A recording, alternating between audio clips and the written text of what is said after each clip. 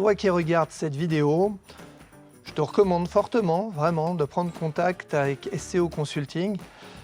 Au vu des évolutions technologiques, des différents outils qui arrivent à notre disposition pour améliorer notre efficience, notre façon de travailler, un rendez-vous avec Sébastien permettrait à mon avis à tout le monde de franchir un cap dans son évolution, on va dire, en termes d'organisation et de fonctionnement. Delair Bertrand, j'ai 43 ans. Je suis président du groupe Made in Vélo, qui est un groupe 100% dédié au vélo. On travaille dans 6 magasins Mondo Vélo et un magasin Giant Store, qui est un héritage du passé. Mondo Vélo, c'est une enseigne de la coopérative Sport 2000. Donc on est adhérent de cette coopérative et j'ai la chance aujourd'hui d'être un administrateur du conseil d'administration de Sport 2000 France et d'être le référent de l'enseigne Mondo Vélo pour tous les Mondo Vélo nationaux. Chez Mondo Vélo, en tout cas dans le groupe Made in Vélo, on est une cinquantaine de salariés. Et globalement, on a à cœur chez Mondo Vélo de dire qu'on travaille tous les segments du vélo. Ça peut aller du vélo cargo au vélo sportif, au tricycle, pour certaines personnes qui en ont besoin, au VTT. Vraiment, tous les segments du vélo doivent être travaillés chez nous. Et même si on n'a pas toujours la possibilité de tout exposer en magasin, on a toujours un fournisseur qui nous apporte une solution. On a rencontré SCO Consulting dans le cadre de la recherche d'un GED. On voulait, on va dire, dématérialiser notre comptabilité. Les 70 classeurs de l'armoire commençaient à prendre de la place et puis les archives, c'est pénible.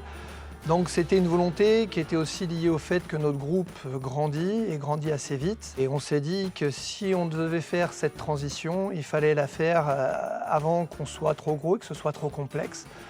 Donc voilà, on s'est lancé dans cette recherche. Ça nous a amené à prendre contact avec Sébastien Carreau, donc pour le coup. C'est comme ça qu'on a mis en place Zindoc en collaboration. Je dirais que toute cette transition, elle a été possible grâce à Sébastien, parce qu'entre se poser la question de faire cette transition, entre le papier, le dématérialiser et le mettre en œuvre quand il y a déjà du monde et une organisation en place, il fallait qu'on ait le déclic, qu'on ait la certitude qu'on faisait bien et qu'on allait être bien accompagné. Je dirais que Sébastien, c'est vraiment ce qui a fait toute la différence avec SCO Consulting. C'est quand on s'est rencontrés, très honnêtement, après le premier rendez-vous, je savais que c'était bon, on allait le faire et que ça allait se faire rapidement parce qu'on a ressenti qu'on avait quelqu'un d'investi, de disponible. Il nous l'a vraiment vendu et on n'est pas déçus aujourd'hui, c'est surtout ça le plus important. Donc voilà, c'est vraiment ça qui a fait la différence. Je dirais tout, parce que pour tous ceux qui ont une comptabilité à base de classeurs, on sait qu'à chaque fois qu'on a besoin de se confronter à des factures, de retrouver des références qui ont été réceptionnées ou autres, ça peut parfois être très compliqué d'aller chercher dans des archives. La visibilité prend du temps, ça demande de la ressaisie manuelle dans le logiciel comptable, donc ça représente beaucoup de temps homme, donc des coûts. Quand on a fait cette bascule sur Zindoc, on s'est retrouvé avec une comptabilité qui est accessible à la seconde, en instantané. Une fois qu'on a fait tout le travail de redirection des factures, tout se range automatiquement.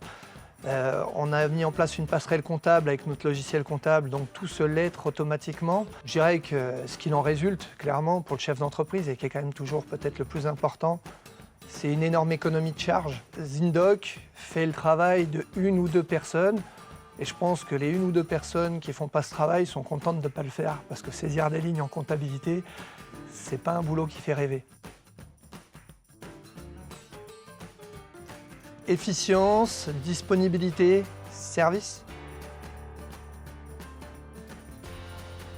Ça, c'est une vaste question. Allez, on va rester un petit peu en lien avec l'entreprise. Je pense qu'aujourd'hui, on peut souvent se poser la question de si c'est simple, si ça va être compliqué en grandissant, de garder un côté humain, de garder un côté sain dans le monde de l'entreprise. On a toujours un petit côté, on voit le capitaliste, le côté je prends. Je pense qu'aujourd'hui, si j'ai un message à faire passer, et j'ai l'impression qu'on le réussit aujourd'hui, à notre petite échelle, c'est qu'il est vraiment possible, si on garde de la hauteur, si on essaye de ne pas être dans le jugement hâtif, pas être dans les préjugés, en gardant l'esprit ouvert, très ouvert, et je pense que c'est la première qualité que doit avoir un chef d'entreprise. On est vraiment capable de créer des groupements, des entreprises qui ont de vraies valeurs humaines, de vraies valeurs d'équipe. Si déjà dans le monde on arrivait à avoir ces qualités-là dans toutes les entreprises, je pense que par ruissellement, ça améliorerait la vie de tout le monde.